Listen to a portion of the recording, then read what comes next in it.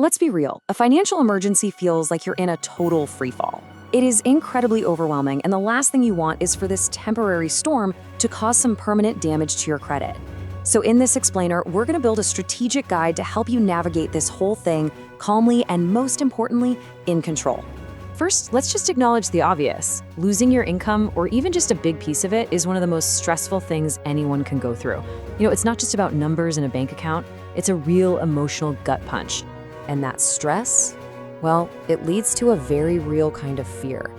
You see those due dates creeping up on the calendar, you know the money's not there, and that feeling of dread, man, it can be completely paralyzing. It's terrifying.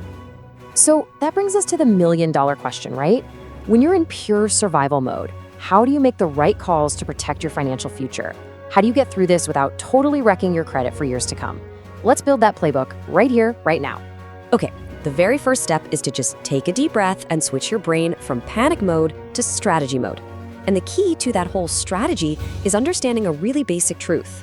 Not all of your bills are created equal when it comes to your credit score. So here's the deal. Think of it like a hierarchy. On one side, you have the heavy hitters. Credit cards, loans, your car payment. You miss a payment here and boom, your credit score takes a direct hit, and fast. But then you've got other bills, right? Like your utilities, rent, maybe some medical bills. These usually only hurt your credit if they go unpaid for a really long time and get sent to a collections agency. Understanding this one difference is your new game plan. Knowing that, we can now zero in on the single most important thing you need to do. This is your number one mission, your top priority for protecting that credit score while you're in a crisis. So let's just cut to the chase and ask the question that I'm sure is on your mind. If money is so tight that you can only pay one type of bill to save your credit, which one is it?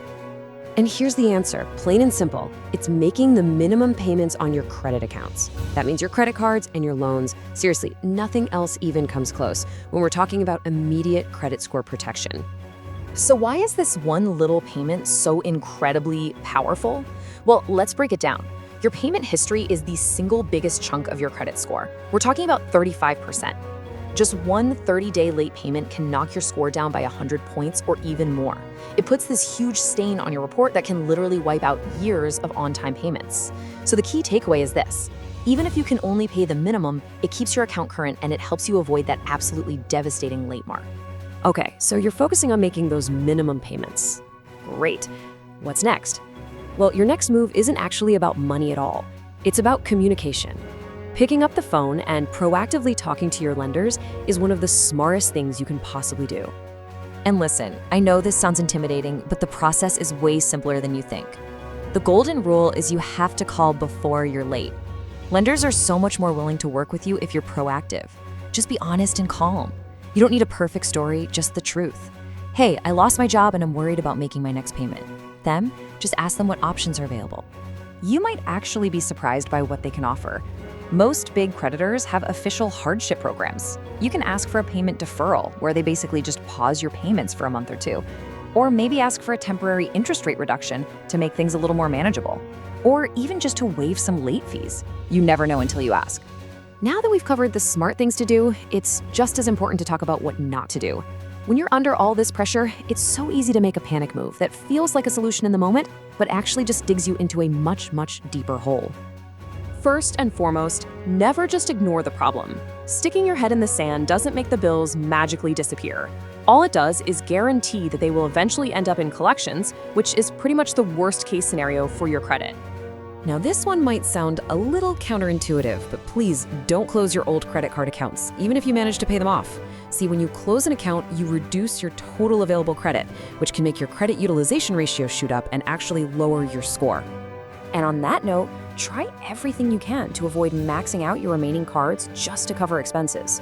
High credit utilization, when your balances get really close to your limits, is another huge factor that can seriously drag your score down. And finally, whatever you do, steer clear of payday loans. The interest rates are insanely high, and they are designed, literally designed, to trap you in a cycle of debt that's almost impossible to escape. It'll turn a short-term cash problem into a long-term financial nightmare. So, let's just pull all of this together.